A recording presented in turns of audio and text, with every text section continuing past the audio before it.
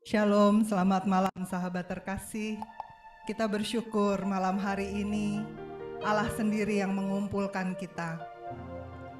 Ia yang dengan lembut mengundang setiap kita untuk bersama-sama bersatu di dalam ruang Zoom ini, membawa hati kita untuk datang memuji dan memuliakan Dia.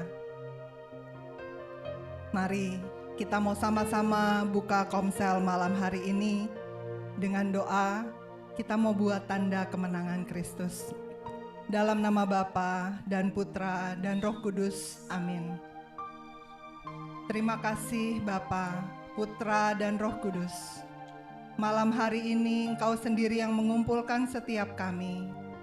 Boleh ada di dalam ruang Zoom ini bersama-sama. Ini hati kami Bapa. Ikat setiap kami dengan rantai kasih-Mu.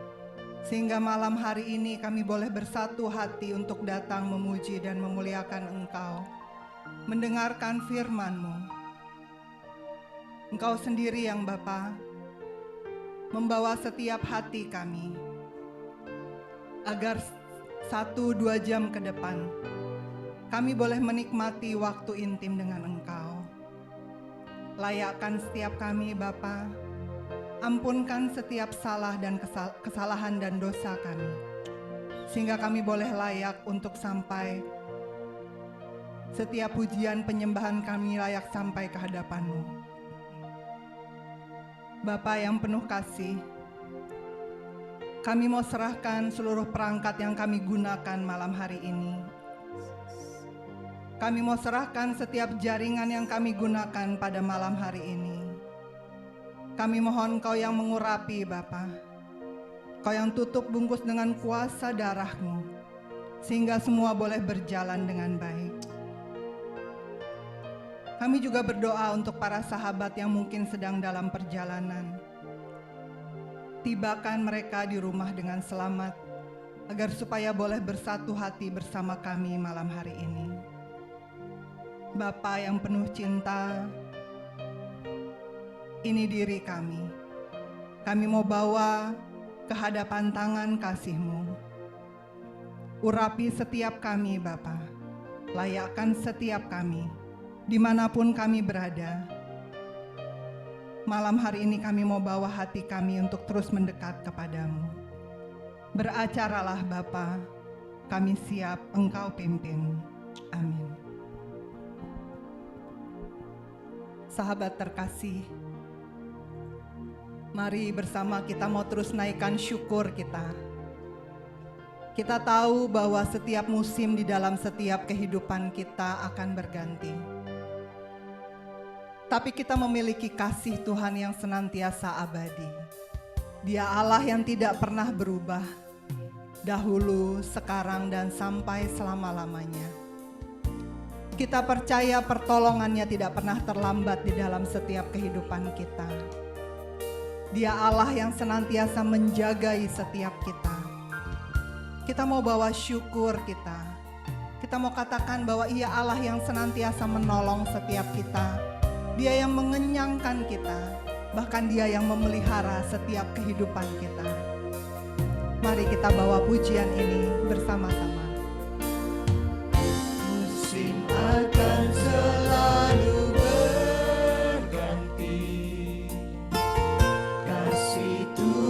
tetap abadi,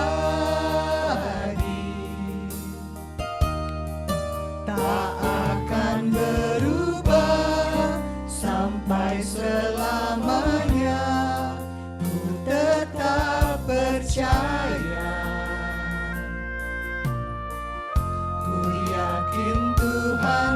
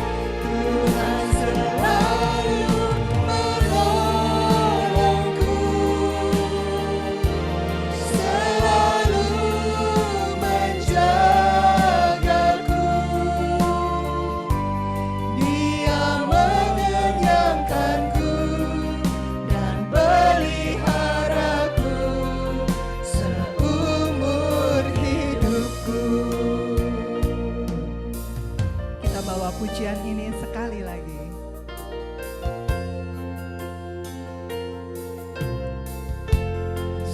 Akan selalu berganti, kasih Tuhan tetap abadi, tak akan berubah sampai selamanya. Ku tetap percaya, ku yakin Tuhan memberkati, ku yakin Tuhan melindungi, burung di udara Tuhan pelihara,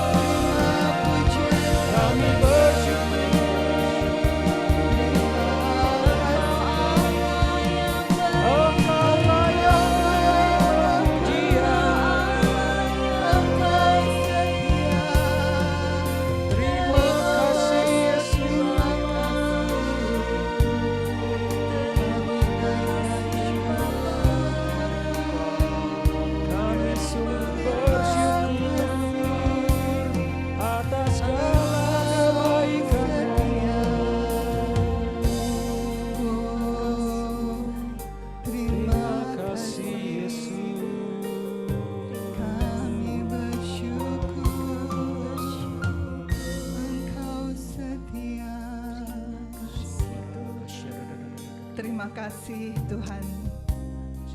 Ini setiap syukur dan terima kasih kami. Kami bawa-bawa malam hari ini. Ini hati kami Tuhan. Limpah dengan syukur karena Engkau Allah yang setia. Kami bersyukur kami memiliki Allah yang baik seperti Engkau. Allah yang setia memelihara setiap kami. Sampai pada malam hari ini ada sukacita, ada damai sejahtera di dalam setiap hati kami. Terima kasih Tuhan, terima kasih Tuhan. Apapun keadaan kami malam hari ini, kami terima sukacita yang Kau berikan bagi setiap kami. Terima kasih Tuhan. Terima kasih karena Engkau adalah Allah yang senantiasa menolong setiap kami. Terima kasih, Engkau sungguh setia. Sahabat terkasih, mari dengan rendah hati malam hari ini, kita mau mengakui setiap dosa dan kesalahan kita. Karena kita tahu, Ia adalah Allah yang Maha Kasih. Ia Allah yang memberi terus pengampunan bagi setiap kita. Tapi Dia rindu. Malam hari ini kita meneduhkan hati kita. Kita mau mengakui di hadapan-Nya bahwa kita seringkali lemah. Seringkali kita mudah jatuh terhadap kesalahan-kesalahan yang sama. Mari kita ketuk hati Bapa untuk terus memberikan pengampunan bagi setiap kita. Mari kita bawa pujian ini sebagai bentuk doa kita untuk memohon pengampunan kepada-Nya.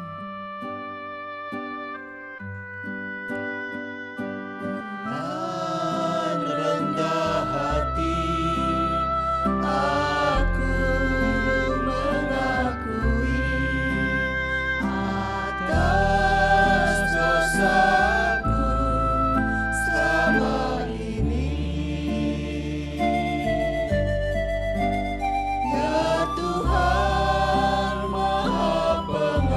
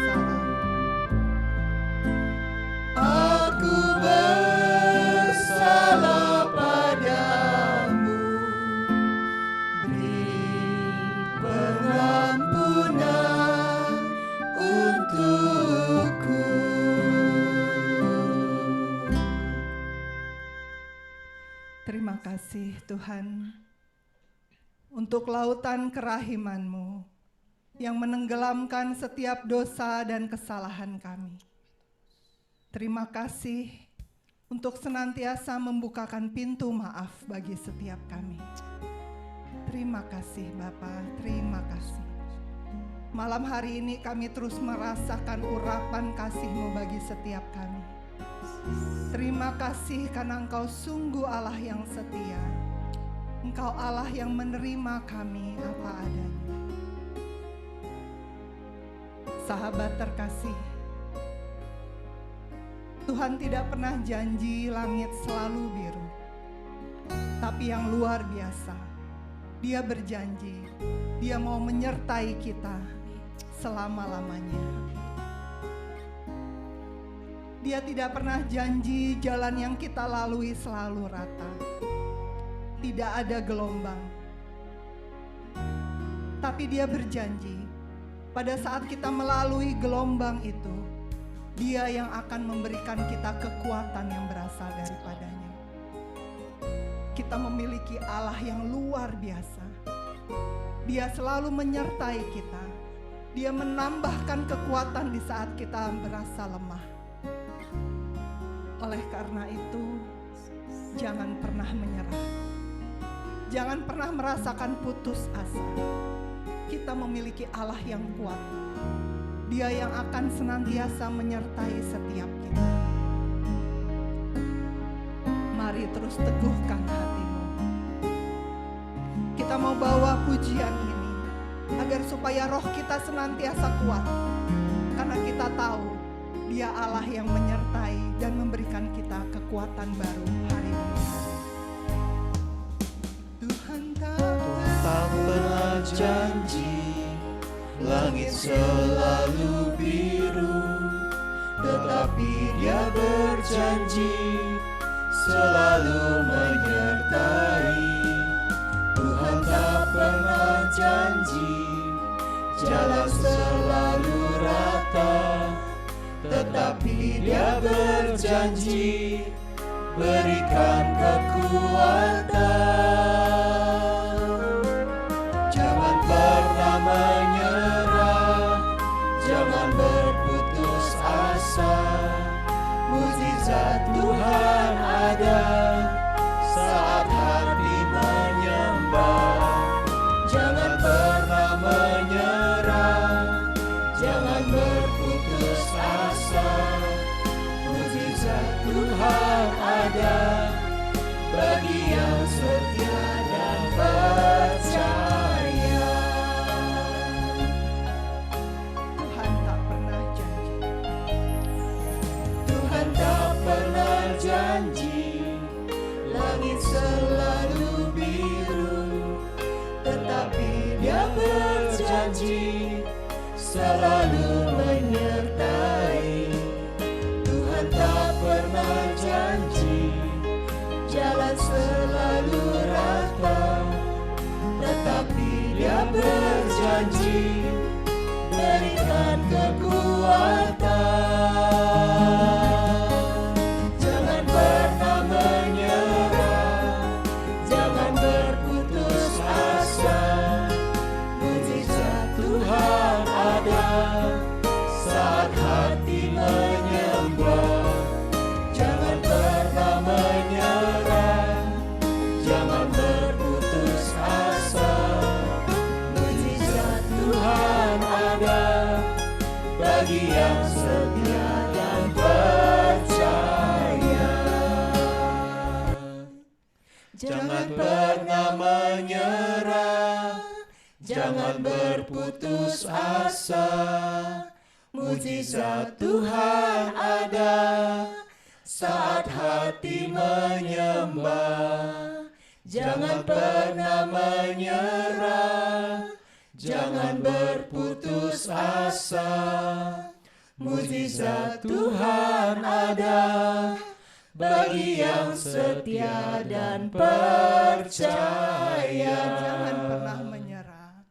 Jangan pernah menyerah, jangan berputus asa. Mujizat Tuhan ada saat hati menyembah. Jangan pernah menyerah, jangan berputus asa. Mujizat Tuhan ada bagi yang setia dan percaya. Mujizat Tuhan ada bagi yang setia dan percaya. Mujizat Tuhan ada bagi yang setia dan percaya.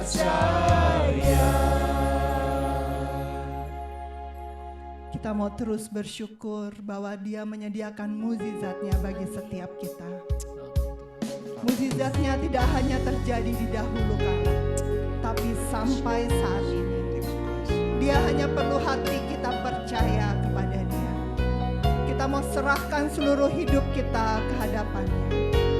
Kita tidak mau takut, kita tidak mau bimbang, dan kita tidak perlu susah, apalagi cemas. Karena kita memiliki Allah yang besar, Allah yang senantiasa menolong setiap kita. Dia maha kuasa, Dia layak menerima setiap pujian dan penyembahan kita. Mari angkat hatimu, buka mulutmu, sembah Dia. Bawa hatimu lebih dalam lagi. Angkat tanganmu. Dia Allah yang layak kita sembah. Dia Allah El Shaddai. Mari sahabat terkasih, kita mau bawa penyembahan kita bersama-sama. Tak usah kau takut, Allah menjagaku. Tak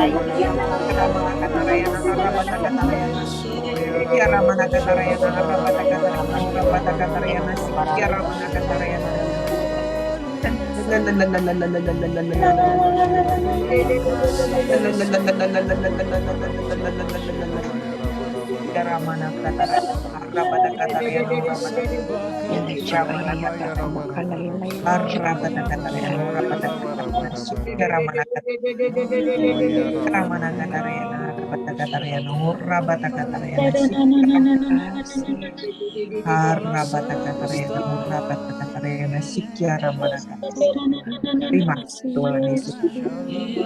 Terima kasih Tuhan Yesus. Terima kasih atas kehadiran. Terima kasih Tuhan. Terima kasih Tuhan Yesus. Engkau hadir di sini.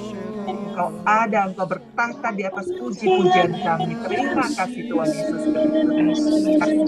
Terima kasih Yesus. Terima kasih. Terima kasih. Terima kasih Bapa. Terima kasih Allah Kudus. Mana kata Rayana harabata katayana ora kata Rayana sikira mana katayana sikira mana kata Rayana ora bata kata Rayana harabata kata Rayana sikira mana kata Rayana harabata kata Rayana ora bata kata Rayana sikira. Terima kasih Yesus. Terima kasih. Terima kasih Yesus. Terima kasih Yesus.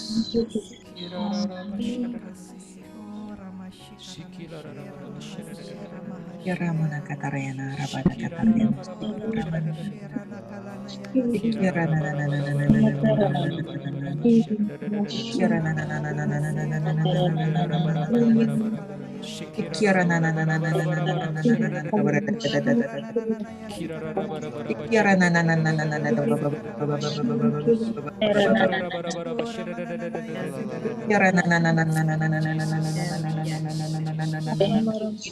Dia mengaruniakan urapan Yesus, baru bagi Yesus, setiap kita.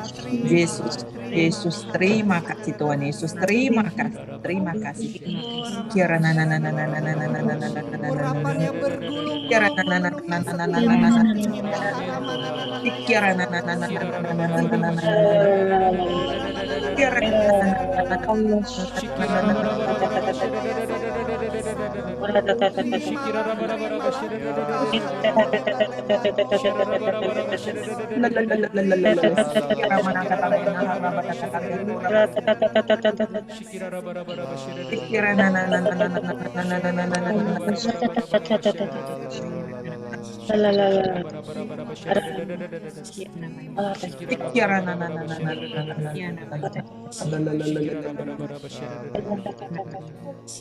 Apabila malam hari ini engkau merasakan di sekujur tubuhmu merasakan urapan hangat, Amin. terimalah. Terima Malam kasih. hari ini engkau mengurapi.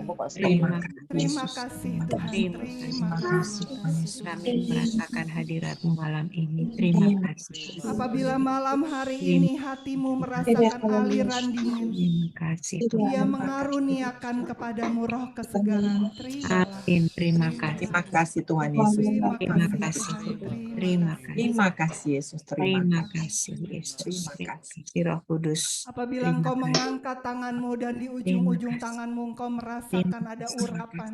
Terima kasih. Terimalah, Ia mengaruniakan Terima. urapan baru bagi setiapmu. Amin. Terima Terima kasih kasih. Tuhan, Kau Allah yang Terima setia. kasih Amin. Yesus. Terima Oh, kasih we Yesus. praise you Lord. Terima kasih. Terima Tuhan kasih Yesus. Tuhan. Terima Oh kasih. Allah yang baik. Terima kasih Yesus. Terima kasih. Engkau sungguh baik. Terima kasih Tuhan. Urapan-Mu nyata malam ini. Terima Amin. Terima kasih. Terima kasih Tuhan. Kami rasakan hadirat-Mu malam ini. Terima Terima kasih. kasih Bapa, terima kasih Yesus, terima kasih Allah Roh Terima Kudus. kasih. Terima kasih karena kami memiliki Allah yang setia. Terima kasih karena Engkau tidak pernah membiarkan kami seorang diri. Terima kasih karena Engkau yang memandang setiap kami berharga di mata-Mu. Ini hati kami Bapa, ini diri kami Bapa. Malam hari ini kami mau terus bawa ke hadapan-Mu. Kami mau bawa diri kami di bawah kaki salib-Mu.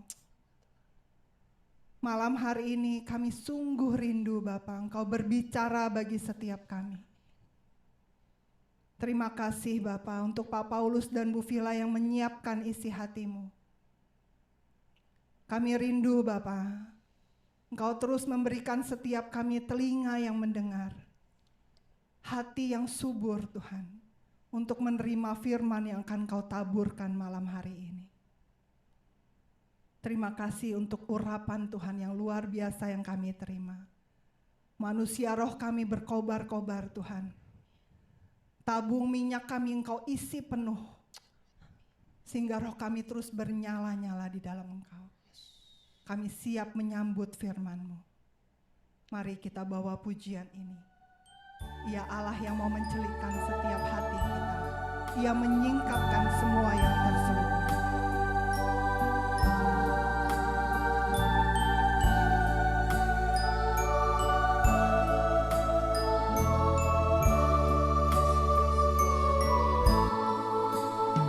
Jiwaku terbuka untuk-Mu Tuhan. Selidiki, nyatakan segala perkara. Singkapkan semua yang terselubung, supaya ku layak di hadapan-Mu Tuhan. Jiwaku terbuka untuk-Mu Tuhan. Selidiki, nyatakan segala perkara. Singkapkan semua yang terselubung, supaya ku layak di hadapan-Mu Tuhan. Layak, ku layak di hadapan-Mu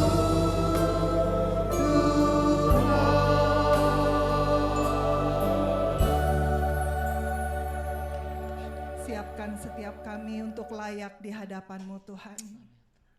Kuduskan, sucikan dan tahirkan anak-Mu Pak Paulus dan Bu Vila. Untuk menyampaikan isi hati-Mu bagi setiap kami. Ini kami Bapa, Anak-anak-Mu, kami rindu Engkau pimpin. Berbicaralah bagi setiap kami mendengarkan. Amin.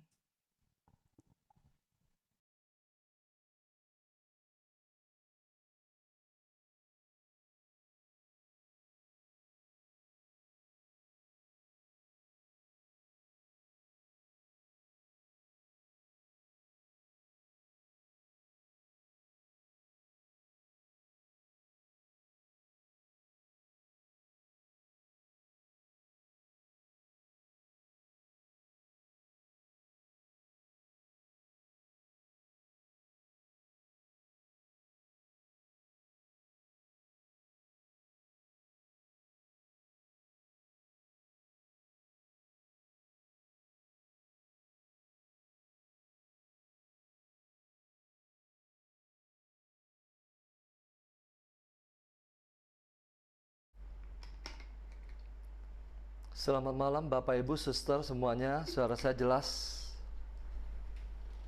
Oke.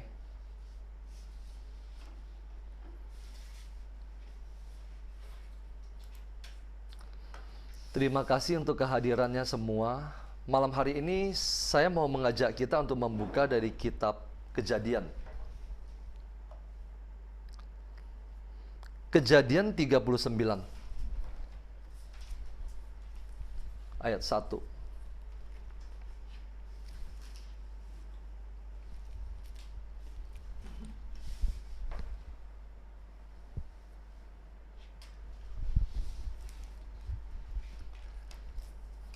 Kejadian.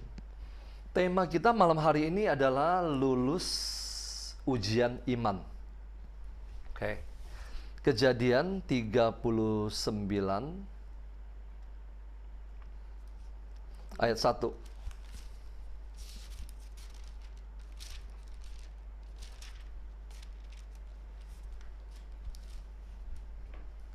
Sudah ketemu?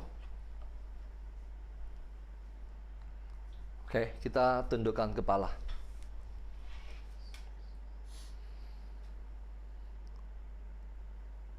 Selamat malam Bapa, Putra, dan Roh Kudus. Singkapkanlah yang tersembunyi bagi kami. Saat ini biarlah hanya kuasa Roh Kudus-Mu saja yang berkuasa atas diri kami. Segala penghalang-penghalang firman-Mu saat ini kami mau patahkan kuasanya di dalam nama Yesus. Sembunyikanlah hamba-Mu ini di belakang salib-Mu. Berfirmanlah Tuhan, kami siap mendengarkan. Amin.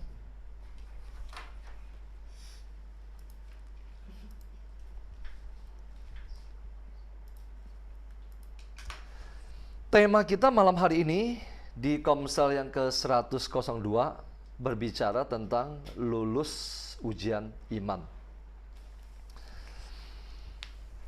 Kalau berbicara tentang iman, kita semua udah tahu. Abraham adalah bapa iman kita. Bapa orang-orang beriman. Abraham. Tetapi malam hari ini saya tidak mengambil dari Abraham karena kita sudah sering mendengarnya. Abraham lulus ujian yang terbesar adalah ketika dia menyerahkan satu-satunya anaknya yang tunggal, yaitu Ishak. Tapi malam hari ini saya mau mengajak kita untuk merenungkan seorang tokoh, yaitu Yusuf. Yusuf, kita sama-sama tahu Yusuf dijual ke Mesir. Dia harus dibuang ke sumur kering, kemudian dia dijual ke Mesir. Judul perikop malam hari ini berjudul Yusuf di rumah Potifar. Oke, ayat 1. Adapun Yusuf telah dibawa ke Mesir, dan Potifar, seorang Mesir, pegawai istana Firaun, kepala pengawal raja, membeli dia dari tangan orang Ismail yang telah membawa Yusuf ke Mesir. Tetapi Tuhan menyertai Yusuf sehingga ia menjadi seorang yang selalu berhasil dalam pekerjaannya. Kenapa? Karena Tuhan menyertai dia dimanapun juga. Maka tinggallah ia di rumah tuannya orang Mesir itu. Setelah dilihat oleh tuannya bahwa Yusuf disertai Tuhan dan bahwa Tuhan membuat berhasil segala sesuatu yang dikerjakannya, maka Yusuf mendapat kasih tuannya dan ia boleh melayani dia. Kemudian Yusuf diberikannya kuasa atas rumahnya dan segala miliknya diserahkannya pada kekuasaan Yusuf. Jadi Yusuf diserahkan satu wilayah kekuasaan, yaitu rumah Potifar beserta segala miliknya. Kita lanjut ke ayat yang ke-7. Kita lompat ke ayat ke-7. Sesudah Yusuf diserahkan oleh tuannya semua yang ada di rumahnya itu, ayat ke-7. Selang beberapa waktu, istri tuannya, siapa tuannya? Potifar, memandang Yusuf dengan birahi, lalu katanya, marilah tidur dengan aku. Tetapi Yusuf menolak dan berkata kepada istri tuannya itu, dengan bantuanku, tuanku itu tidak lagi mengatur apa yang ada di rumah ini, dan ia telah menyerahkan segala miliknya pada kekuasaanku. Bahkan di rumah ini ia tidak lebih besar kuasanya daripadaku, dan tiada yang tidak diserahkannya kepadaku selain daripada engkau, sebab engkau istrinya. Bagaimanakah mungkin aku melakukan kejahatan yang besar ini dan berbuat dosa terhadap Allah? Ayat 10, walaupun dari hari ke hari perempuan itu membujuk Yusuf. Artinya apa? Setiap hari godaan itu ada. Bukan satu kali, bukan dua kali, tetapi setiap hari, dari hari ke hari. Perempuan itu membujuk Yusuf. Yusuf tidak mendengarkan bujukannya itu untuk tidur di sisinya dan bersetubuh dengan dia. Pada suatu hari masuklah Yusuf ke dalam rumah untuk melakukan pekerjaannya. Sedang dari seisi rumah itu seorang pun tidak ada di rumah. Lalu perempuan itu memegang baju Yusuf sambil berkata, marilah tidur dengan aku. Tetapi Yusuf meninggalkan bajunya di tangan perempuan itu dan lari keluar. Ketika dilihat perempuan itu bahwa Yusuf meninggalkan bajunya dalam tangannya dan telah lari keluar, dipanggilnyalah seisi rumah itu. Lalu katanya kepada mereka, lihatlah, lihat dibawanya kemari seorang Ibrani, artinya seorang Israel, supaya orang ini dapat mempermainkan kita. Orang ini mendekati aku untuk tidur dengan aku, tetapi aku berteriak-teriak dengan suara keras. Kita lompat ke ayat 20. Lalu Yusuf ditangkap oleh tuannya dan dimasukkan ke dalam penjara, tempat tahanan-tahanan raja dikurung. Demikianlah Yusuf dipenjarakan di sana. Tetapi Tuhan menyertai Yusuf. Sekali lagi, Yusuf ada di dalam penjara. Tetapi Tuhan menyertai Yusuf dan melimpahkan kasih setianya kepadanya, dan membuat Yusuf kesayangan bagi kepala penjara itu.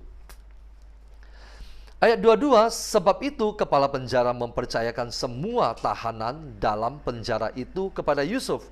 Dan segala pekerjaan yang harus dilakukan di situ, dialah yang mengurusnya. Ayat terakhir, dan kepala penjara tidak mencampuri segala yang dipercayakan kepada Yusuf. Sekali lagi, karena Tuhan menyertai dia dan apa yang dikerjakannya dibuat Tuhan berhasil. Bapak Ibu, Yusuf, dia tidak menerima godaan demi godaan, tetapi membawa dia kepada sebuah fitnahan. Dari fitnahan itu kemudian membawa dia masuk ke dalam penjara. Bapak Ibu, Mungkin kita berpikir, Yusuf dia sudah melewati ujian demi ujian, yaitu godaan demi godaan itu. Oke, kita boleh mengatakan bahwa godaan-godaan yang dia lewati itu adalah sebuah ujian. Jadi seharusnya setelah dia berhasil lolos dari ujian-ujian itu, seharusnya dia sudah bisa menerima sebuah reward. Tapi coba kalau kita renungkan lebih dalam. Yusuf setiap hari menolak godaan demi godaan. Godaan demi godaan itu, kalau kita mau renungkan lebih dalam, itu belum termasuk ujian. Kenapa? Ketika seseorang dia menolak godaan, dia tidak melakukan yang jahat, dia belum disebut sebagai melewati ujian. Kenapa? Karena godaan-godaan itu adalah sesuatu yang memang seharusnya tidak dia tanggapi. Saya ambil contoh. Ketika seseorang dia sudah tidak lagi merokok, dia sudah tidak lagi minum minuman keras, dia sudah tidak lagi terikat dengan perempuan simpanannya. Itu belum dianggap sebagai lulus ujian. Kenapa? Karena itu adalah sesuatu yang memang seharusnya tidak dia tanggapi. Oke? Lalu, apa yang dimaksud dengan ujian? Ujian adalah ketika kita tidak melakukan ini, tetapi kita difitnah. Ketika Yusuf tidak menanggapi perbuatan-perbuatan jahat itu, lalu dia difitnah. Dan kemudian dia dimasukkan ke dalam penjara karena dia difitnah. Itu baru disebut sebagai ujian. Mungkin kita menghadapi persoalan yang dialami oleh Yusuf. Kita sudah merasa kita sudah lulus ujian A, B, C, D, E. Tapi sekarang kenapa kita malah jatuh ke dalam sebuah persoalan yang lebih besar? Nah, itu adalah ujian, Bapak Ibu. Coba kita lihat. Ujian demi ujian itu tujuannya cuma satu. Setiap ujian datang berarti Tuhan sedang mempersiapkan Anda dan saya untuk naik ke tingkat yang lebih tinggi, kepada level iman yang lebih tinggi. Yusuf, dia dijual ke Mesir, tidak masalah. Kenapa? Tangan Tuhan menyertai dia. Yusuf, dia dilemparkan, dia dijual ke rumah Potifar, tidak masalah. Kenapa? Karena tangan Tuhan menyertai dia. Dan yang sekarang yang dialami adalah Yusuf dimasukkan ke dalam penjara, juga tidak masalah. Kenapa? Tangan Tuhan menyertai dia. Sekarang coba kita lihat. Kenapa disebut sebagai ujian? Tadi saya sudah katakan, ujian diizinkan oleh Tuhan untuk membawa kita naik kepada level iman yang lebih tinggi. Namun di dalam setiap ujian itu, iblis selalu menunggangi. Iblis selalu setiap kali campur tangan dalam setiap ujian yang datang. Ujian diizinkan oleh Tuhan. Untuk apa? Menaikkan level iman kita. Tetapi iblis selalu masuk ke dalam ujian itu untuk apa? Untuk membuat kita terpuruk dan merasa bahwa Tuhan tidak ada. Sakit penyakit, pergumulan, apapun juga diizinkan oleh Tuhan untuk membawa kita naik. Tetapi iblis ada di situ membuat kita tidak lagi percaya akan adanya Tuhan. Apa yang diizinkan oleh Tuhan terjadi kepada Yusuf tujuannya satu. Untuk apa? Ketika dia dimasukkan ke dalam penjara, coba kita lihat di Kejadian bab 40.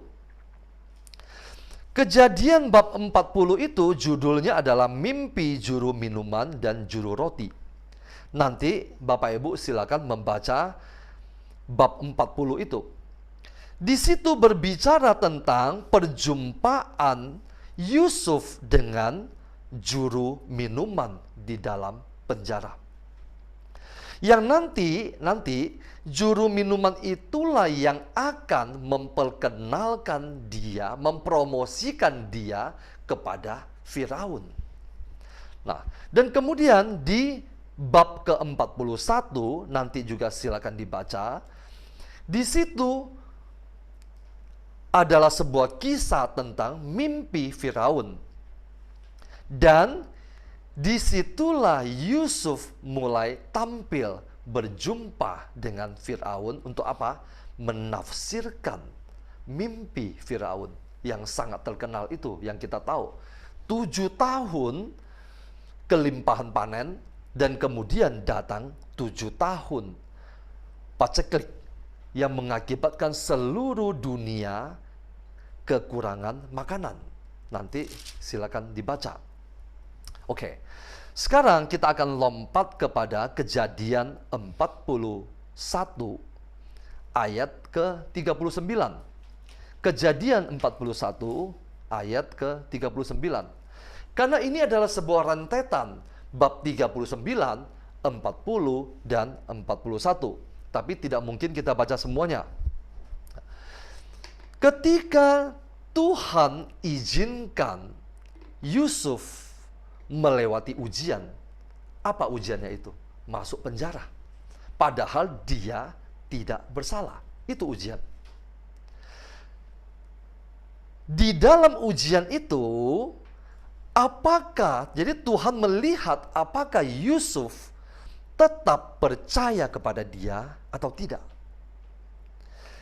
Ketika Anda dan saya jatuh ke dalam sebuah pergumulan yang sebenarnya itu adalah ujian yang diizinkan oleh Tuhan, maka mata Tuhan sedang memandang Anda dan saya.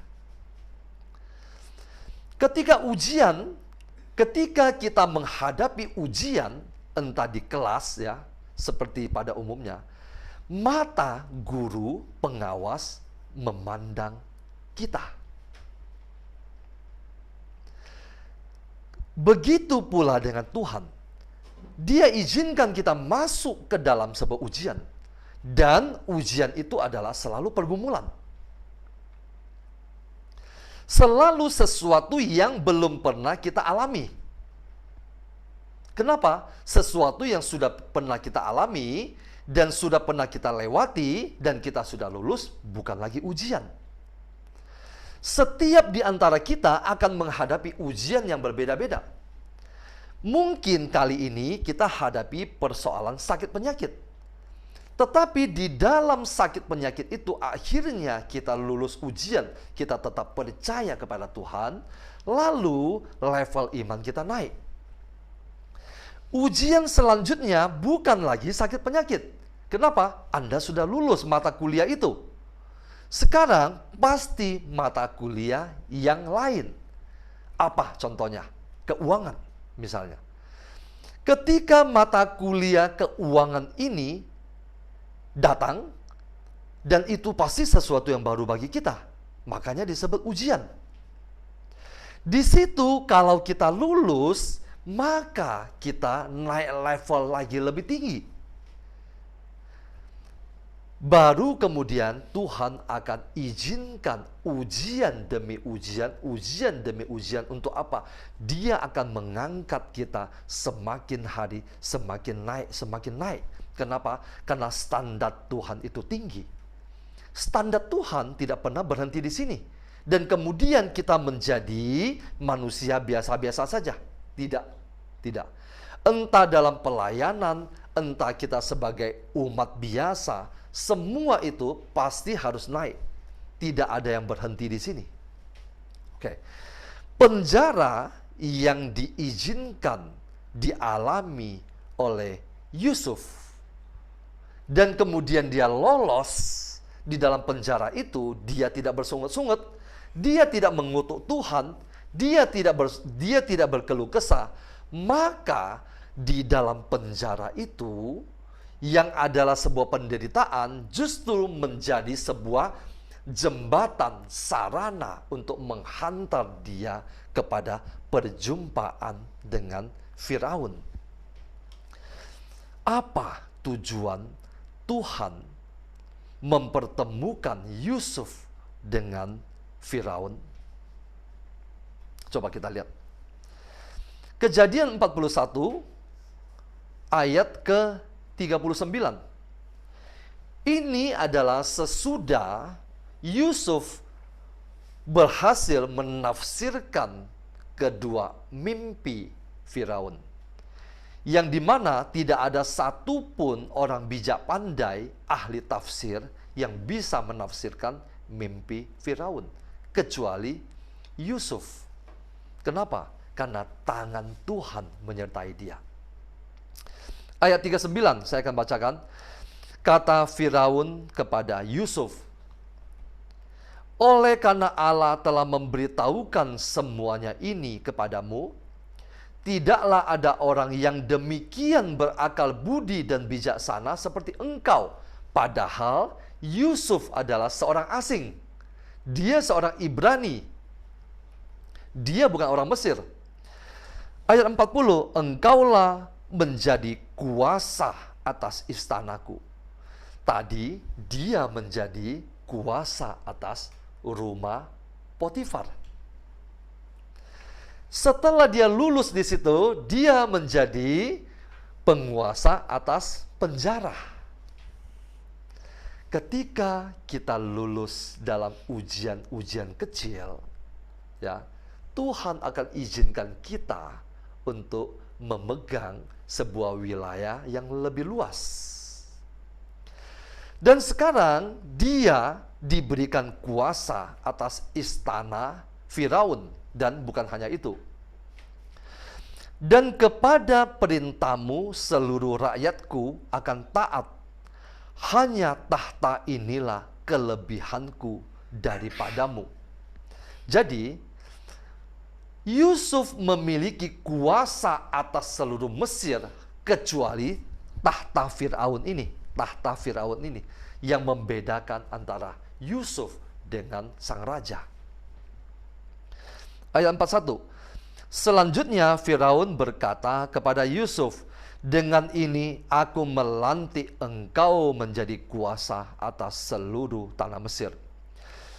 Sesudah itu Firaun menanggalkan cincin meterainya. Bayangkan, cincin penguasa Mesir dilepaskan dari jarinya dan mengenakannya pada jari Yusuf. Seorang yang dijual sebagai budak, seorang yang difitnah, seorang yang dimasukkan ke dalam penjara. Dan mengenakannya pada jari Yusuf, dipakaikannya lah kepada Yusuf pakaian dari kain halus, dan digantungkannya kalung emas pada lehernya. Jadi Yusuf diizinkan masuk ke dalam penjara. Untuk apa? Untuk menjadi penguasa Mesir. Dan kita sama-sama tahu, untuk apa dia menjadi penguasa Mesir? Untuk memelihara keturunan Abraham. Yusuf diutus ke Mesir bukan untuk menghidupi orang-orang Mesir, tetapi untuk menghidupi keturunan Abraham. Oke. Sekarang saya mau mengajak kita sekilas untuk melihat Matius 15 ayat 21. Saya akan sekilas saja. Matius 15 ayat 21 sampai 28. Judul perikop ini adalah perempuan Kanaan yang percaya, yang beberapa hari lalu kita dengar. Perempuan Kanaan yang percaya. Kita sama-sama tahu. Jadi cerita singkatnya begini. Maka datanglah seorang perempuan Kanaan dari daerah itu dan berseru, "Kasihanilah aku ya Tuhan anak Daud, karena anakku perempuan kerasukan setan dan sangat menderita." Tetapi Yesus sama sekali tidak menjawabnya. Lalu murid-muridnya datang dan meminta kepadanya, "Suruhlah ia pergi." Yesus tidak menjawabnya, murid-murid datang suruh dia pergi. Lalu kemudian Yesus ngomong lagi, "Aku diutus hanya kepada domba-domba yang hilang dari umat Israel. Dan kamu adalah perempuan Kanaan. Kamu bukan orang Israel, kamu orang asing." Tetapi perempuan itu mendekat, artinya dia satu langkah lebih dekat. Dan menyembah. Tadi pertama dia belum menyembah. Sambil berkata, "Tuhan tolonglah aku." Anaknya itu kerasukan setan dan sangat menderita. Tetapi Yesus menjawab, "Tidak patut mengambil roti yang disediakan bagi anak-anak." Siapa anak-anak? Bangsa Israel. Dan melemparkannya kepada anjing. Siapa anjing? Di luar Israel, non-Israel. Anjing. Bayangkan. Berapa banyak ujian yang harus dia lewati. Kata perempuan itu, "Benar Tuhan, namun anjing itu, anjing yang dianggap anjing itu, makan remah-remah yang jatuh dari meja tuannya." Sang tuan memberikan roti kepada anak-anak Israel. Tetapi anak-anak tidak memakan rotinya itu dengan benar, sehingga sembarangan menjatuhkannya. Dan anjing-anjing yang memakannya. Artinya apa? Israel yang seharusnya sebagai anak, dia menolak. Dia tidak memperlakukan kasih karunia ini dengan benar. Sehingga apa? Keselamatan ini mengalir kepada bangsa lain. Oke, secara singkat begitu kira-kira. Sesudah perempuan itu menjawab, "Benar Tuhan, namun anjing itu makan remah-remah yang jatuh dari meja tuannya." Maka Yesus menjawab dan berkata kepadanya, "Hai ibu, besar imanmu, maka jadilah kepadamu seperti yang kau kehendaki." Dan seketika itu juga anaknya sembuh. Bagi saya, bukan hanya anaknya sembuh, tetapi anaknya itu dibebaskan dari setan. Hanya karena apa? Karena si ibunya ini lulus ujian iman. Ibu ini, apakah dia sudah punya iman? Sudah. Dia datang kepada Yesus, dia non-Yahudi, dia orang asing, seorang perempuan Kanaan, dia sudah punya iman. Dia datang kepada Yesus, tetapi dia tidak serta-merta mengalami mukjizat. Pertanyaannya, kapan dia alami mukjizat? Sesudah ia melewati ujian demi ujian. Bapak Ibu, Anda dan saya datang kepada Tuhan dan mau seketika juga mendapatkan mukjizat, mendapatkan jawaban. Pertanyaan pertama, apakah Anda dan saya, kita memiliki iman? Mungkin jawabannya iya, kita punya iman.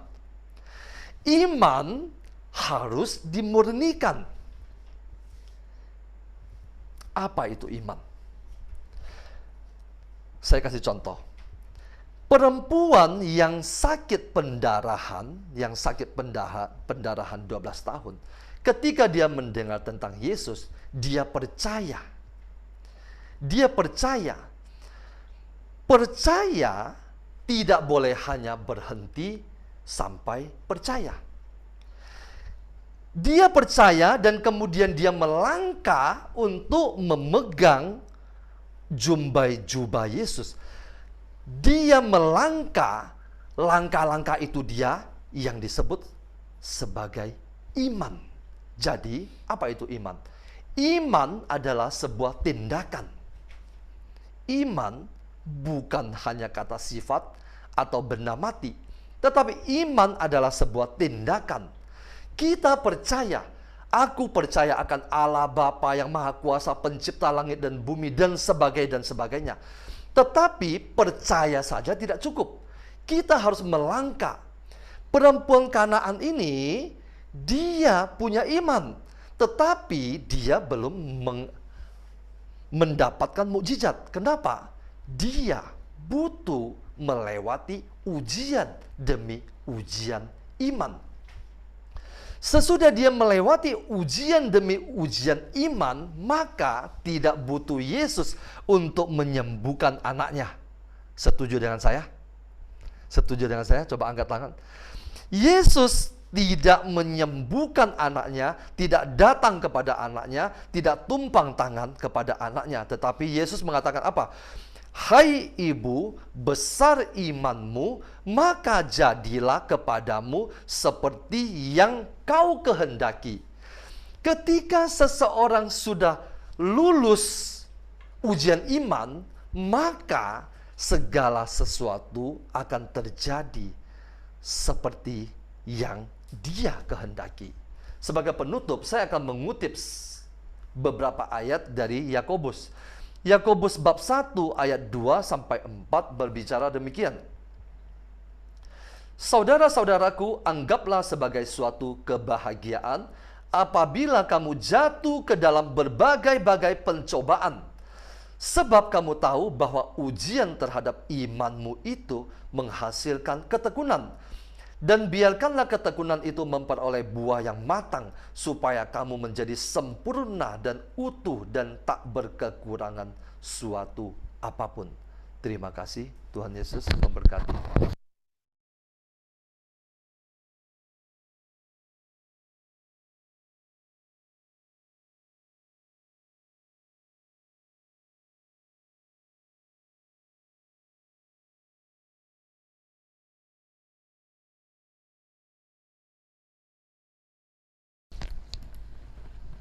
Shalom Bapak Ibu, Saudaraku yang dikasihi Tuhan Yesus.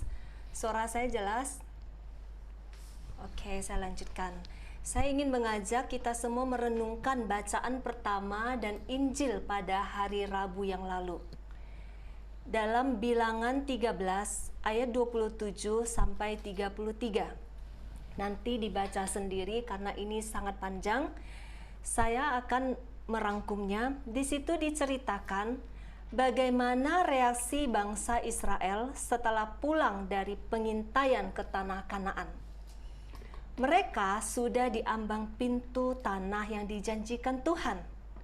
Berkat yang Tuhan janjikan sudah di depan mata. Tetapi karena mereka tidak lulus ujian iman, saat mereka melihat musuh yang besar, raksasa-raksasa, mereka gagal mendapatkan janji Tuhan. Bahkan dikatakan mereka binasa di padang gurun. Kisah ini sangat penting untuk kita renungkan. Karena apa yang terjadi, apa yang dialami bangsa Israel ini selama di padang gurun adalah menggambarkan perjalanan iman kita semua sebagai anak-anak Allah. Ada ujian iman di dalam perjalanan kita mengikuti Yesus. Jadi jangan percaya kalau orang bilang ikut Yesus itu enak, semua berjalan baik, zona nyaman. Bisa jadi orang itu belum benar-benar ikut Yesus. Mungkin cuma beragama Katolik, tetapi imannya bukan Katolik. Dalam kisah bangsa Israel, kalau kita baca, hampir semua gagal masuk ke tanah perjanjian, kecuali Yosua dan Kaleb. Mengapa mereka gagal dalam ujian iman? Karena mereka gagal mengenal hati Allah. Allah memberi mereka kesempatan mengenal Dia selama perjalanan 40 tahun di padang gurun. Tetapi mereka tetap tidak mengenal hati Allah, pribadi Allah. Mereka tetap melakukan semua pelanggaran yang melukai hati Allah. Karena itu mereka tidak percaya penuh kepada janji Allah. Segala hal yang dialami, tantangan, masalah, persoalan yang Tuhan janjikan, yang Tuhan izinkan terjadi untuk memurnikan iman mereka, tetapi mereka malah curiga. Mereka bersungut-sungut, mereka memberontak bahkan menyalahkan Allah. Kita bisa baca di Bilangan 14 ayat 1 sampai 3. Lalu segenap umat itu mengeluarkan suara nyaring dan bangsa itu menangis pada malam itu. Jadi ceritanya mereka setelah mengintai tanah Kanaan, mereka putus asa. Mereka melihat musuh yang besar di depan mata. Tidak mungkin mereka menang. Bersungut-sungutlah semua orang Israel kepada Musa dan Harun. Dan segenap umat itu berkata kepada mereka, "Ah, sekiranya kami mati di tanah Mesir atau di padang gurun ini, mengapakah Tuhan membawa kami ke negeri ini, supaya kami tewas oleh pedang, dan istri serta anak-anak kami menjadi tawanan? Bukankah lebih baik kami pulang ke Mesir?" Mereka marah, mereka memberontak dan menyalahkan Allah. Allah akhirnya melihat bangsa ini sungguh-sungguh bangsa yang tegar tengkuk, anak-anak yang tidak bisa dididik dan diajar. Semoga kita semua di sini tidak melakukan ini kepada Allah. Di dalam Bilangan 14 ayat 11 dikatakan, Tuhan berfirman kepada Musa, "Berapa lama lagi bangsa ini menista aku? Dan berapa lama lagi mereka tidak mau percaya kepadaku? Sekalipun sudah ada segala tanda mujizat yang kulakukan di tengah-tengah mereka." Saat saya membaca kisah ini, hati saya merasakan kesedihan Bapa. Roh Kudus berbicara kepada saya tentang hancurnya hati seorang bapa melihat anak-anak kesayangannya binasa. Bangsa Israel adalah anak-anak pilihan, anak-anak kesayangannya, dan melambangkan Anda dan saya yang ada di sini saat ini. Betapa sabar seorang bapa mendidik anaknya untuk mengenal dia selama 40 tahun di padang gurun. Berapa banyak mujizat yang dia lakukan supaya mereka mengenal dia, melihat kuasanya, dan memahami betapa dia mencintai mereka dan hidup percaya kepadanya. Mereka dibawa keluar dari Mesir, tempat mereka diperbudak, sama seperti dia saat ini menuntun Anda dan saya semua keluar dari perbudakan dosa. Menuntun kita dengan sabar, melakukan mujizat-mujizatnya untuk Anda dan saya.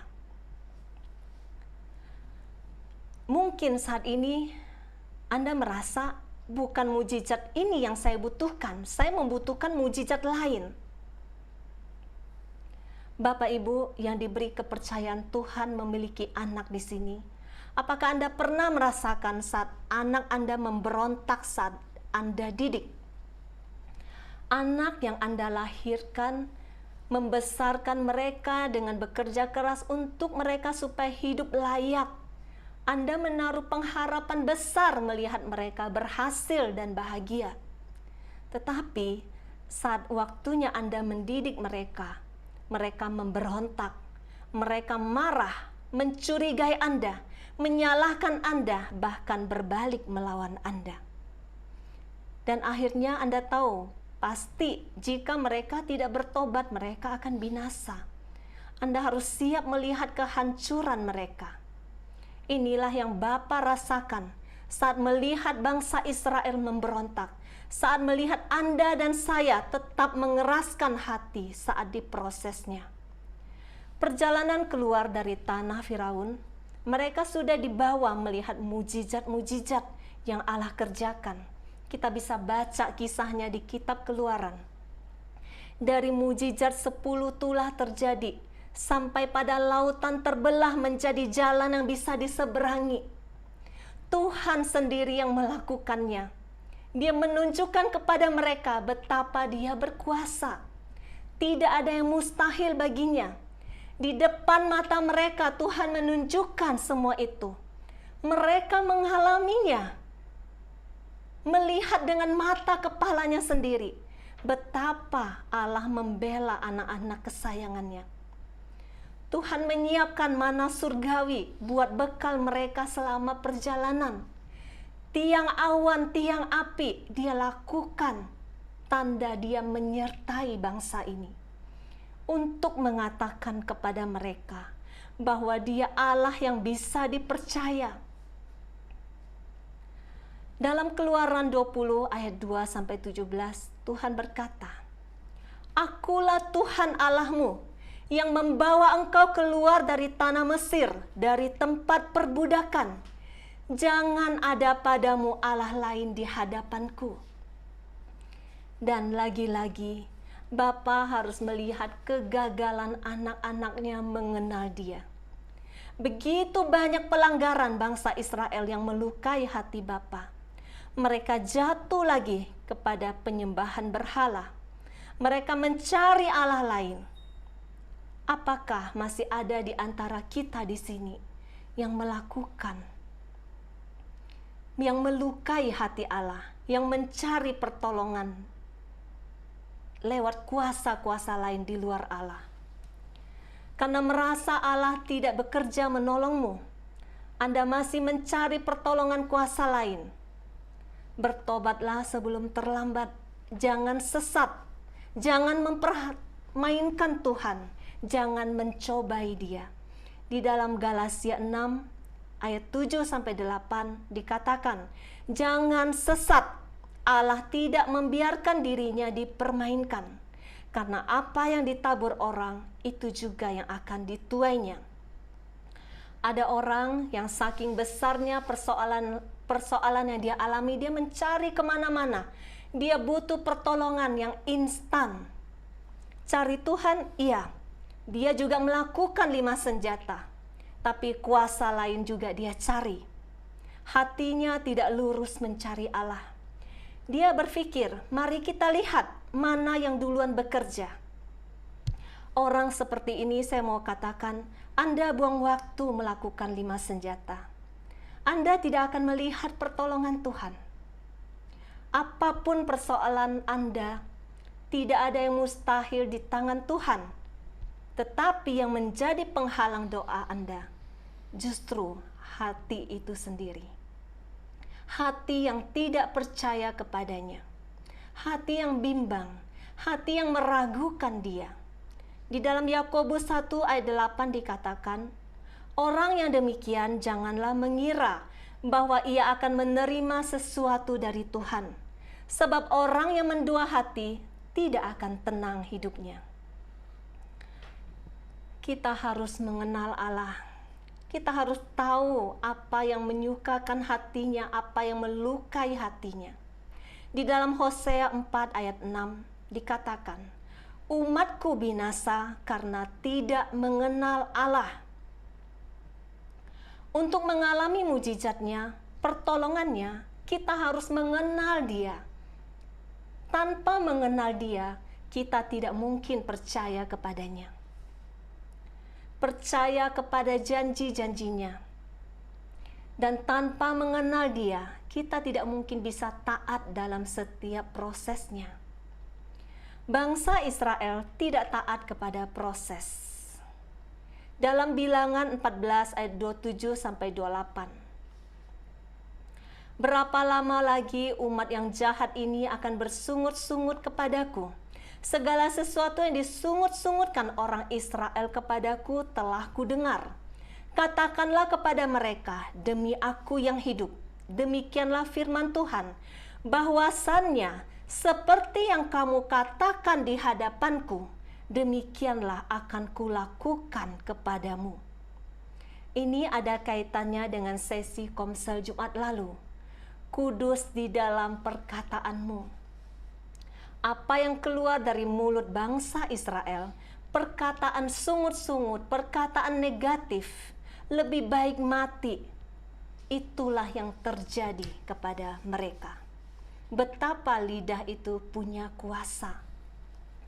Itu kisah anak kesayangan Bapa, bangsa Israel yang gagal menerima janji Tuhan. Di hari Rabu itu juga ada kisah lain di Injil yang bercerita tentang perempuan Kanaan.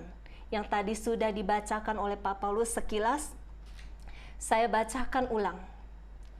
Matius 15 ayat 22 sampai 28. Maka datanglah seorang perempuan Kanaan dari daerah itu dan berseru, "Kasihanilah aku ya Tuhan, anak Daud, karena anakku perempuan kerasukan setan dan sangat menderita." Tetapi Yesus sama sekali tidak menjawabnya. Lalu murid-muridnya datang dan meminta kepadanya, "Suruhlah ia pergi, ia mengikuti kita dengan berteriak-teriak." Jawab Yesus, "Aku diutus hanya kepada domba-domba yang hilang dari umat Israel." Tetapi perempuan itu mendekat dan menyembah Dia sambil berkata, "Tuhan, tolonglah aku." Tetapi Yesus menjawab, "Tidak patut mengambil roti yang disediakan bagi anak-anak dan melemparkannya kepada anjing." Kata perempuan itu, "Benar Tuhan." Namun anjing itu makan remah-remah yang jatuh dari meja tuannya. Maka Yesus menjawab dan berkata kepadanya, "Hai ibu, besar imanmu, maka jadilah kepadamu seperti yang kau kehendaki." Dan seketika itu juga anaknya sembuh. Dari dua kisah ini saya melihat Tuhan mengumpamakan seekor anjing lebih mengenal hati tuannya daripada seorang anak mengenal hati bapaknya. Seekor anjing, dia lebih mengenal hati tuannya daripada kita, anak-anak pilihannya, mengenal hati Bapa. Wanita Kanaan ini sungguh luar biasa imannya. Imannya menggoncang surga. Mari kita belajar apa yang menjadi poinnya sehingga dia mengalami mujizat Tuhan. Saya waktu Tuhan kasih sebuah pencerahan tentang seekor anjing lebih mengenal hati tuannya daripada seorang anak mengenal hati bapaknya. Saya merasakan kesedihan bapa melihat anak-anaknya binasa. Kata perempuan ini, "Kasihanilah aku ya Tuhan, anak Daud, karena anakku perempuan kerasukan setan dan sangat menderita." Tetapi Yesus sama sekali tidak menjawabnya. Dia datang dengan kerendahan hati. "Kasihanilah aku ya Tuhan, anak Daud." Hatinya mengenal Allah. Dia tahu kepada siapa dia datang. Dia mengenal Yesus sebagai Tuhan, keturunan Daud yang dijanjikan Bapa yang punya kuasa. Hatinya percaya kepada Allah. Hati yang percaya kepadanya. Bahkan tanpa janji Tuhan. Anda dan saya ada di tempat ini, kita tetap bisa percaya karena Anda dan saya diberi janji. Tetapi perempuan Kanaan ini tidak ada janji buat dia dari Tuhan. Bahkan dia ditolak karena dia bukan anak, tetapi anjing yang tidak berhak mengambil jatah makanan untuk anak-anak tuannya. Bayangkan. Tetapi perempuan ini tahu diri. Dia tahu akan statusnya.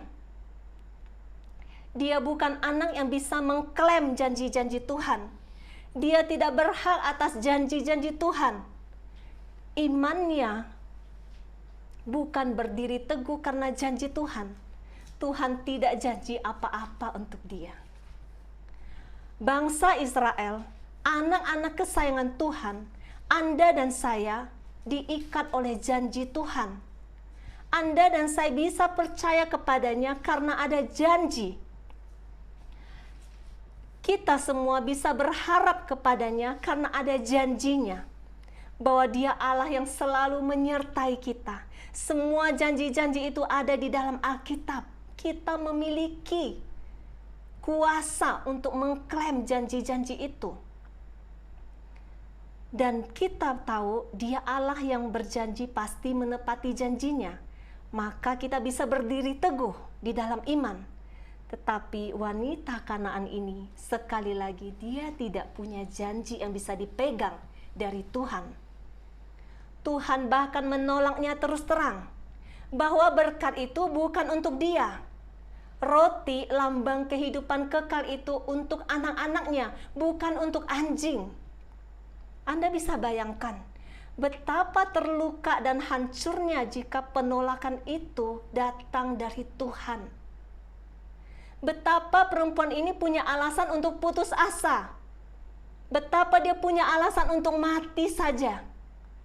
Ditolak manusia saja, begitu banyak dari kita sudah menyerah. Apalagi ditolak oleh Tuhan. Tetapi wanita ini tidak menyerah. Saat Tuhan menguji imannya, dengan menolak dia tidak menyerah. Tetapi apa yang dia lakukan? Perempuan itu mendekat dan menyembah dia sambil berkata, Tuhan tolonglah aku. Dia makin mendekat dan menyembah. Berapa banyak dari kita saat doa kita tidak dijawab Tuhan, kita mulai putus asa. Kita bukan datang mendekat dan menyembah, kita lari menjauh. Bahkan kita mulai mengancam Tuhan. Mulai keluar sifat asli kita. Saat ada persoalan lagi, ada masalah lagi, manusia lama kita mulai memberontak. Di mana Tuhan? Seperti bangsa Israel tadi, dia tidak ingat lagi tanah Kanaan itu janji Tuhan. Saat melihat musuh yang harus dihadapi mereka itu, raksasa badannya tinggi besar, mereka ciut. Mereka lupa siapa Allah yang menyertai mereka. Mereka sungguh-sungguh putus asa seperti bangsa yang tidak mengenal Allah. Mereka melihat kenyataan. Musuh itu besar, sama seperti Anda yang saat ini menghadapi musuh-musuh. Masalahku besar. Hutangku banyak, penyakitku sudah stadium akhir, keluargaku sudah berantakan, masa depanku suram, tidak ada lowongan, jodohku nggak ada. Begitu banyak musuh-musuh di depan mata. Bagaimana respon Anda? Disitulah titik ujian iman kita. Mata Tuhan sedang tertuju melihat respon kita menjawab semua ujian-ujian itu. Akankah kita naik kelas? Banyak yang tidak lulus ujian di level ini karena respon yang salah dan akhirnya binasa seperti bangsa Israel. Tetapi wanita Kanaan ini punya mental pemenang. Seorang pemenang iman tidak pernah melihat kekalahan.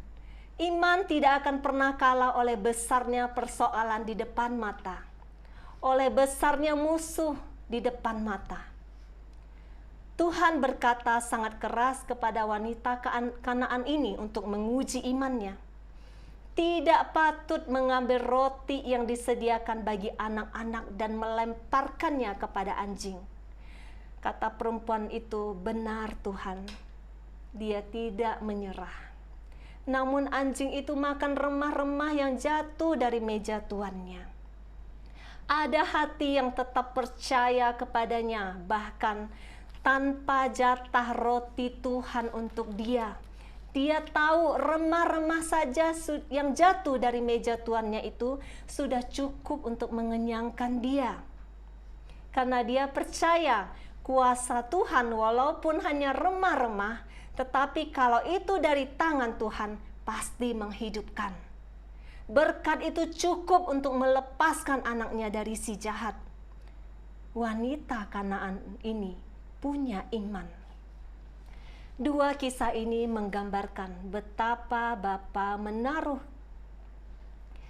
kita, anak-anaknya, di tempat yang begitu istimewa di hatinya.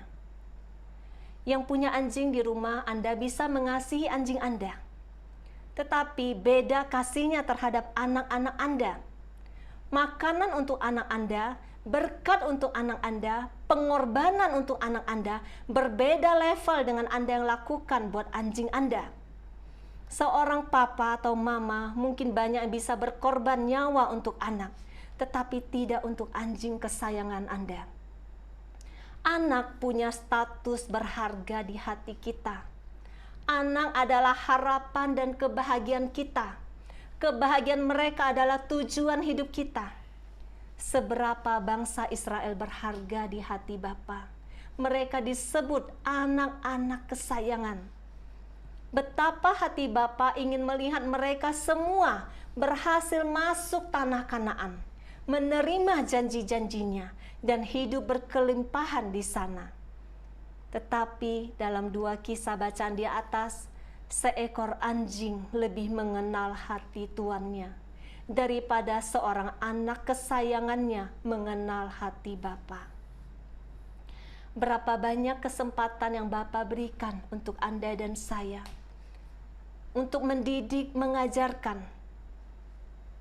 supaya kita percaya kepadanya. Tetapi akhirnya dia harus melihat kecewa, melihat kebinasaan anak-anaknya yang bebal saat melihat bangsa Israel binasa. Semoga kita semua yang ada di sini, anak-anak kesayangannya, lewat firman hari ini kita makin dibukakan betapa kita berharga di hati Bapa. Betapa Dia mengasihi kita, anak-anak kesayangannya.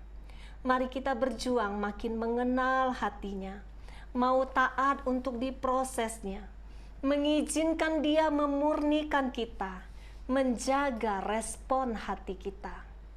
Betapa Bapa ingin melihat kita semua yang ada di sini, anak-anak kesayangannya, berhasil lulus ujian demi ujian iman, berhasil masuk ke tanah perjanjian dan menjadi umat kudusnya. Amin. Tuhan Yesus memberkati. Mari kita masuk ke dalam doa. Kita nyanyikan sekali lagi. Tuhan tidak pernah berjanji langit selalu biru untuk kita. Tuhan tidak pernah berjanji bahwa ikut Dia semua akan baik-baik saja. Tidak ada masalah. Tetapi Dia berjanji, Dia selalu menyertai kita. Dia selalu memberikan kekuatan bagi Anda dan saya. Mari nyatakan iman kita. Tuhan tak pernah janji langit selalu biru, tetapi Dia berjanji selalu menyertai. Tuhan tak pernah janji jalan selalu rata, tetapi Dia berjanji berikan kekuatan. Jangan pernah menyerah, jangan berputus asa. Mujizat Tuhan ada saat hati menyembah. Jangan pernah menyerah, jangan berputus asa. Mujizat Tuhan ada bagi yang setia dan percaya. Sekali lagi katakan. Tuhan tak pernah janji langit selalu biru, tetapi Dia berjanji selalu menyertai. Tuhan tak pernah janji jalan selalu rata, tetapi Dia berjanji berikan kekuatan. Jangan pernah menyerah, jangan berputus asa. Mujizat Tuhan ada saat hati menyembah. Jangan pernah menyerah, jangan berputus asa. Mujizat Tuhan ada bagi yang setia dan percaya. Mujizat Tuhan ada bagi yang setia dan percaya. Mujizat Tuhan ada bagi yang setia dan percaya.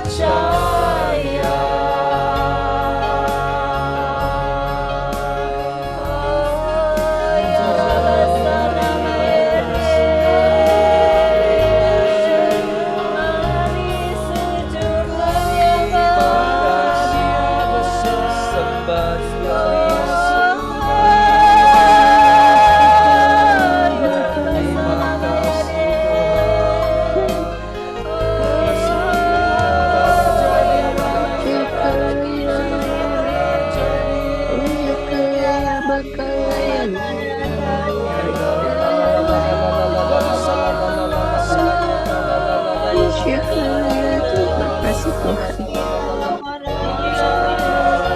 kasih ya Tuhan. Suaramu sembah Tunjukkan Dia, kuasa-Mu. sembah Dia, sembah Dia Dia. belas kasih-Mu. Terima Buka kasih. suaramu sembah Dia. Terima kasih Tuhan.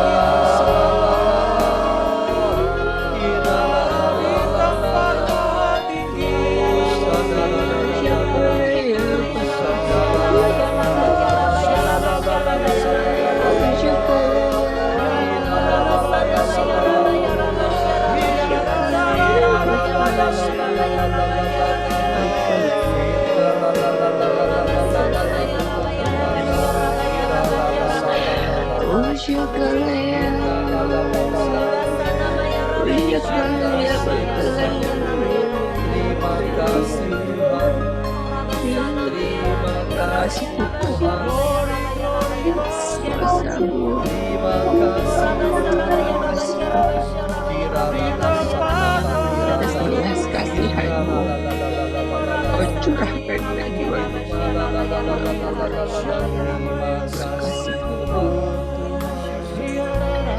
Puji haleluya, puji haleluya,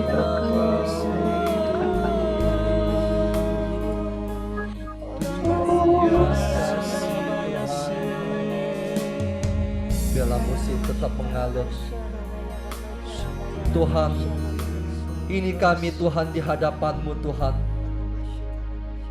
Ujilah kami Tuhan.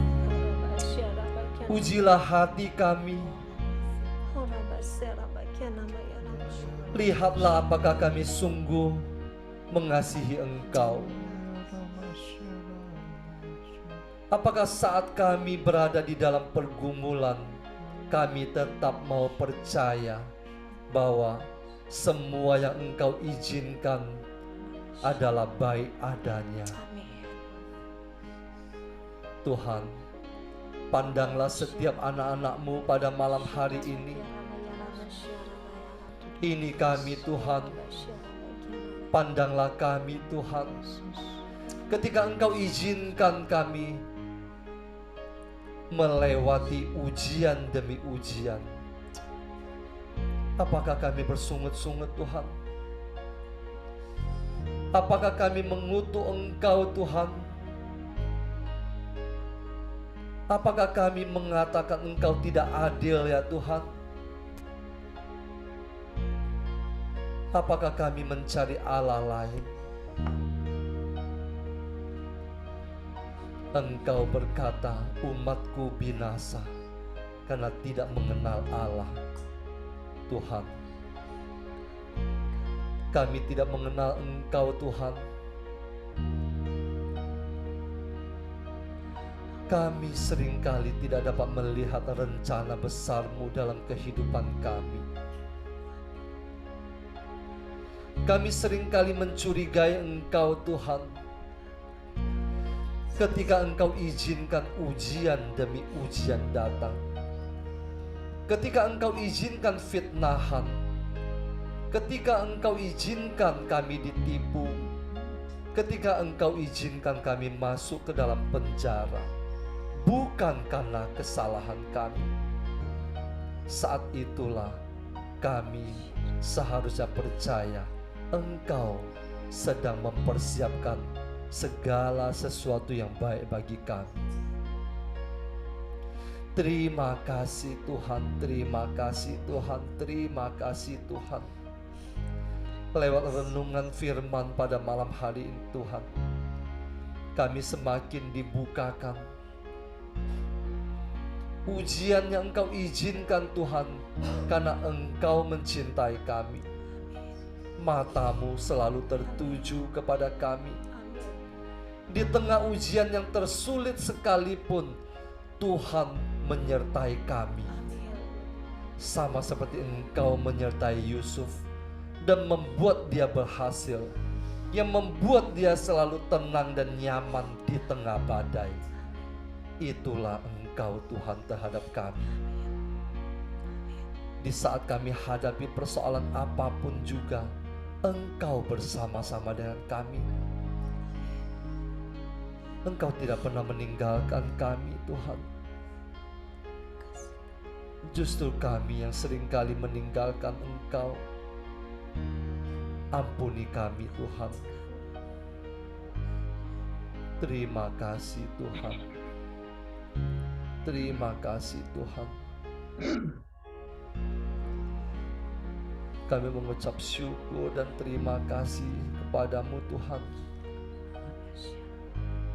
Betapa Engkau bijaksana.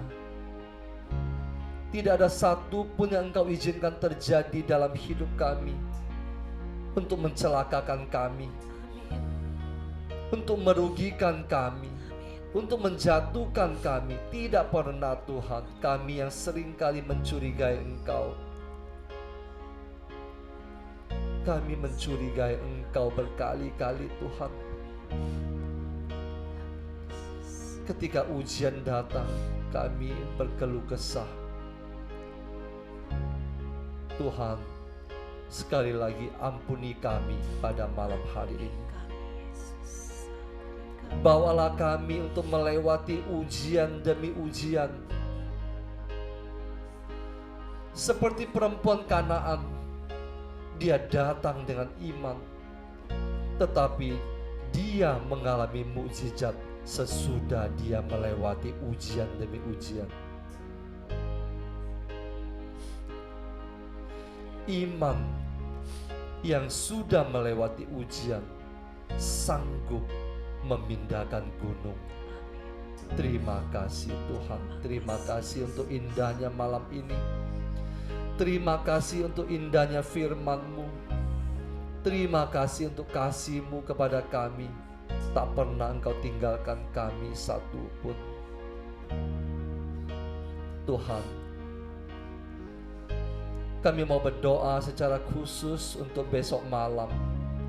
Kami akan berkumpul bersama. Kami akan berdoa dalam doa peperangan rohani bersama-sama secara tatap muka. Dan kami akan memuji menyembah Engkau. Kami akan masuk ke dalam hadirat-Mu. Engkau berkati pertemuan kami besok. Engkau sertai kami, Engkau sertai anak-anak-Mu yang akan hadir besok. Terima kasih, Tuhan. Sebentar lagi kami akan mengakhiri semua pertemuan ini. Kami mau percaya kepadamu mulai malam hari ini. Kami percaya kepadamu. Semua yang Engkau izinkan baik adanya. Pada malam hari ini, kiranya Engkau memberkati kami satu persatu dengan berkat dari Bapa Surgawi, dengan berkat dari Yesus Kristus yang mencintai kami, berkat dari Roh Kudus yang tinggal di dalam hati kami.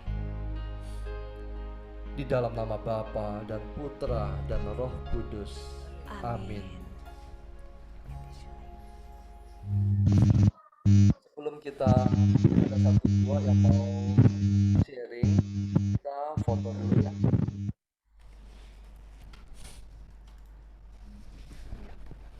Ayo silakan aktifkan kameranya. Di sini ada Bu Sance, Kevin. Dengeran aja ya. Oh ya, ke sana ya.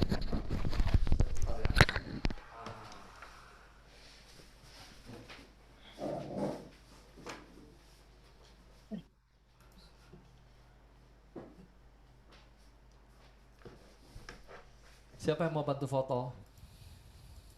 Elina ya?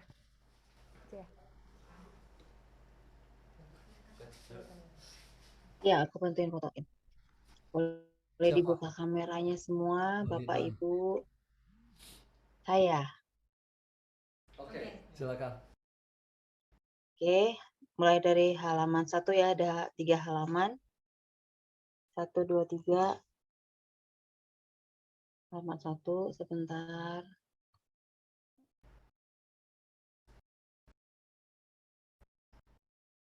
Halaman kedua.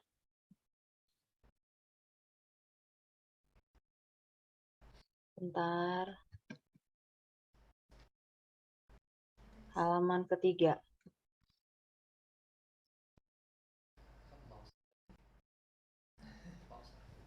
Oke, udah. Terima kasih. Oke, thank you. Bapak Ibu yang mau sharing silakan. Ya, saya akan matikan dulu.